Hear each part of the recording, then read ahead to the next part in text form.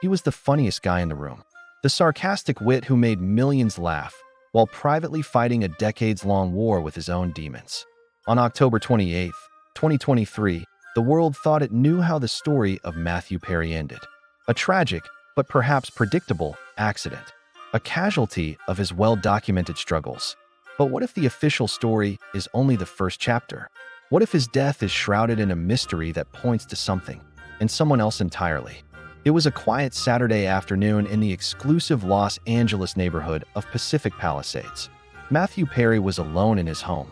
When his assistant returned that day, they made a horrifying discovery. The 54-year-old actor was unconscious in his hot tub. First responders were called, but it was too late. He was pronounced dead at the scene. There were no signs of foul play, no forced entry, and no illegal drugs initially found. The world mourned the man who gave us Chandler Bing, and the headlines wrote a simple, sad epitaph: another star lost too soon. For weeks, the world waited for an answer. In December, the Los Angeles County Coroner's Office released its findings.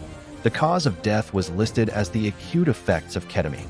Drowning was a contributing factor, but it was the ketamine that killed him. Now, for the public, this was confusing. Ketamine is a powerful dissociative anesthetic, used medically for surgery and increasingly as a therapy for severe depression. But the autopsy revealed a stunning detail. The level of ketamine in Perry's blood was comparable to the levels used in general anesthesia for major surgery. How does a man undergoing a medical treatment end up with a surgical dose of a powerful anesthetic in his system while alone in a hot tub? The plot was about to thicken. Here is where the mystery deepens, and the questions begin to multiply. The coroner's report stated that the ketamine in his system could not have been from his last known infusion therapy session, which was a full week and a half before he died. Ketamine leaves the system in a matter of hours. So, where did it come from? The report explicitly noted that the high levels of ketamine in his blood would have caused him to become incapacitated, making it impossible to get himself into the hot tub. This suggests he took the drug shortly before getting into the water. But who provided it? This is no longer just a story of a personal tragedy. This is where the investigation turned into a criminal probe. Authorities are now actively working to answer one burning question: who supplied Matthew Perry with that massive, final dose?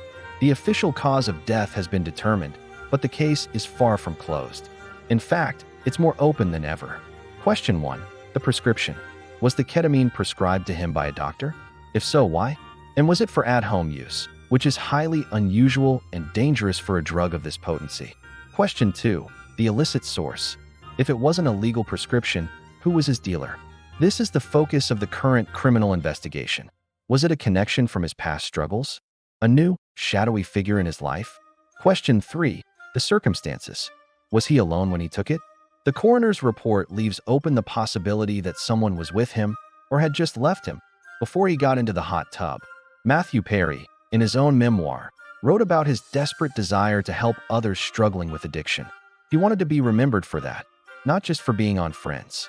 The tragic irony is that his death has pulled back the curtain on the very dark, unregulated underworld of celebrity drug use and the people who enable it. The death of Matthew Perry is a story in 2 acts. The first act is a public tragedy, a beloved actor taken too soon, a victim of the very demons he fought so publicly. But the second act is a real-life crime thriller still being written by investigators. It's a story of a powerful drug, a mysterious source, and a quest for justice. The coroner gave us a cause, but the police are now searching for a culprit. The final chapter of Matthew Perry's life hasn't been closed. It's a pending investigation, waiting for one final, crucial piece of the puzzle: a name. What do you think happened? Who do you believe supplied the ketamine that ended Matthew Perry's life? Share your theories in the comments below. The truth is still out there. If you want to stay updated on this and other unfolding true crime mysteries, don't forget to like, subscribe, and hit the bell icon so you never miss a video. Thank you for watching. Stay curious.